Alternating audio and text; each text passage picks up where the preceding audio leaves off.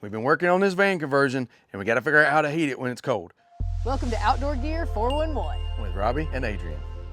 One of the best ways that we've heard or been researching is to use one of these diesel heaters. Today, we're going to take a look at these two Vevor heaters, some of the similarities and some of the differences. We're going to start with similarities first. Obviously, they're both diesel heaters, so they run on diesel. They both are 8 kilowatt heaters. They come with everything you need to get started except that diesel fuel. This is a heat duct. They both come with this vent. Basically, you put that on there and you can vent it into whatever space you're going to use. They have an exhaust hose or exhaust pipe cover, an intake hose that's a fresh air intake. This is not a similarity, that's a difference.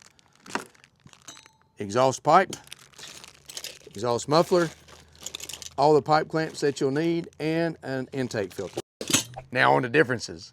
This is the first major difference in this heater.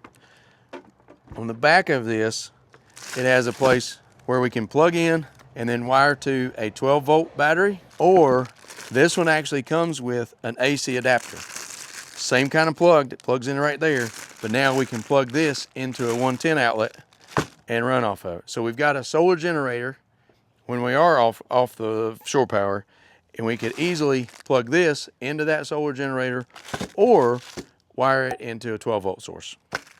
We haven't figured out which one we're going to do. We'll do some testing with that, see how long, which one lasts the longest. This heater does come with fuse in line, but you would wire this straight into a 12-volt battery source, and that's what powers the heater and the fan and everything. This control panel is just a little bit different. Looks like it has the Bluetooth capability right there, at least the symbol.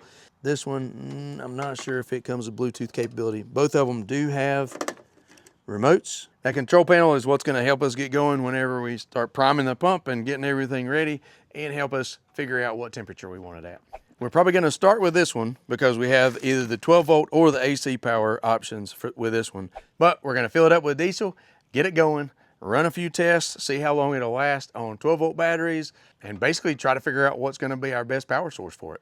Stay tuned, make sure you subscribe and hit the notification bell so you don't miss any of those videos coming. If you like this video and what we're doing, hit the like button, share it with all your friends. As always, thanks for watching.